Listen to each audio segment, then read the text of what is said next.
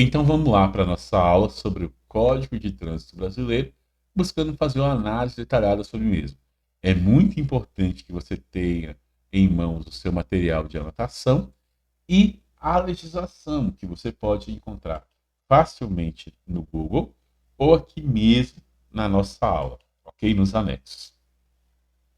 Então, primeira coisa são os objetivos dessa apresentação: conhecer a legislação, facilitar a compreensão dela e promover a sua aprovação. No capítulo 1, nós vamos ter disposições preliminares. Ele vai do artigo 1º até o artigo 4º. Este capítulo estabelece a finalidade do código, os conceitos básicos de trânsito e de via terrestre e a aplicabilidade destas normas. Então vamos lá? Aqui, gente, no capítulo 1, no artigo 1º, vai dizer: o trânsito de qualquer natureza nas vias terrestres do território nacional abertas à circulação rege-se por este código, né? Então está dizendo a que se aplica a aplicabilidade. Você pode estar lá na Avenida Paulista, você pode estar lá no Tocantins, que o Código de Trânsito vai ser aplicado a você, ok? A gente tem em seguida, lá no parágrafo 1º, a definição de trânsito, né? Trânsito está relacionado diretamente à circulação e também à parada. Então, vai considerar-se trânsito a utilização de vias por pessoas, veículos, animais, isolados ou em grupos, conduzidos ou não, para fim de circulação parada, ok? Estacionamento, operação de carga e descarga. Já no parágrafo 2º do artigo 1º, vai falar sobre o direito ao trânsito seguro. O trânsito em condições seguras é um direito de todos e dever dos órgãos e entidades competentes do Sistema Nacional de Trânsito, né? Então aqui se estabelece o direito ao trânsito seguro como direito fundamental de todos os cidadãos. E, ao mesmo tempo, atribui aos órgãos do Sistema Nacional de Trânsito o dever de adotar medidas para garantir, assegurar esse direito. Agora, sobre a responsabilidade dos órgãos de trânsito, está lá no parágrafo 3º do artigo 1º. Ele vai dizer que os órgãos ou entidades componentes do Sistema Nacional de Trânsito, o SNT, respondem no âmbito das suas competências. E nesse âmbito das competências, gente, está, né, de organizar, de administrar o trânsito. E aí, nesse sentido, eles podem responder objetivamente, né? No caso da responsabilidade objetiva, né, significa dizer que os órgãos de trânsito respondem independentemente da culpa pelos danos causados, ok? Já no que se refere à ação ou omissão, eles respondem, abrange esse aspecto tanto a atos praticados quanto aqueles atos que foram deixados ou atitudes que foram deixadas de serem praticadas. Ou seja, as omissões. Tanto quando faz, ele responde, quando deixa de fazer algo também responde.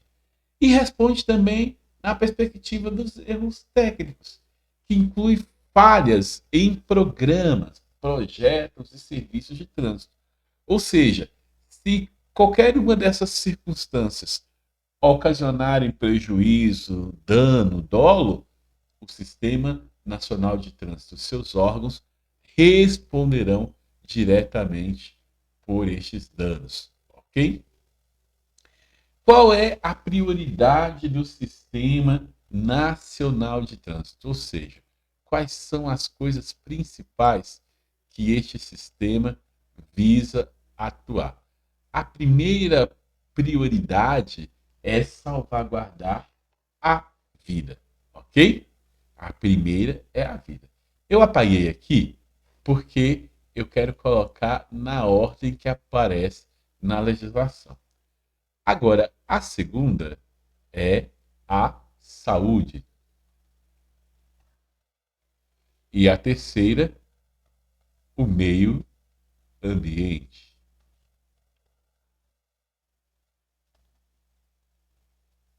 Ok? Essas são as prioridades do Sistema Nacional de Trânsito. Agora, aqui no artigo 2º, nós vamos ter a definição de vias terrestres.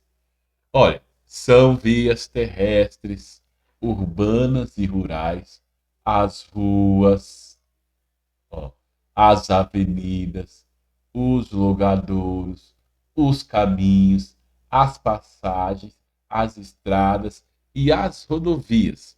E esses vão ter seu uso regulamentado pelo órgão ou entidade com circunscrição sobre elas, ou seja, né, com autoridade, de acordo com as peculiaridades locais e as circunstâncias especiais que, por acaso, venham sobrecair sobre elas. Então, veja, as vias urbanas, minha gente, geralmente, na maioria dos casos, estão sob circunscrição dos municípios. Já a via rural, né, em grande parte dos casos, né, é mais frequente também de que estejam sobre a circunscrição do Estado. Ok? Então, vamos dar mais um passinho. Olha só, agora aqui, no artigo 2º, também vai tratar sobre uma ampliação, ou seja, outras vias que também são consideradas vias terrestres, ok? A gente chama de vias terrestres, a gente usa a expressão expandidas,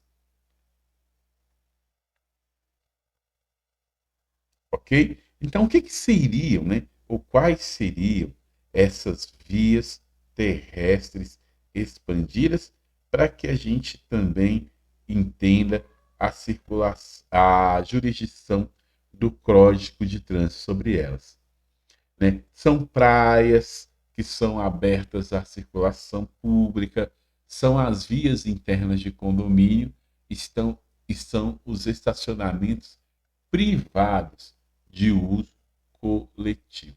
Então, todas essas são vias consideradas terrestres expandidas, ok? Lembrando, há praias onde é permitido o trânsito de veículos, tá bom? Praias onde não é permitido o trânsito de veículo não são consideradas vias terrestres expandidas, ok? As vias internas de condomínio é tranquilo e estacionamentos de uso privado ou coletivo. Dando um passinho a mais, a gente vai ter então aqui alguns conceitos e algumas definições muito importantes dentro do artigo 4º. E estes conceitos também são muito cobrados nas avaliações. E o artigo 4 aqui estabelece que os conceitos e definições usados no CTB estão contidos no anexo 1 do próprio.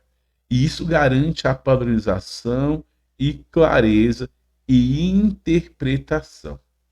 Então, ou seja, se você tiver dúvida de qualquer conceito relacionado ao Código de Trânsito Brasileiro, você vai lá no anexo 1, que é o documento indicado para a procura destes conceitos.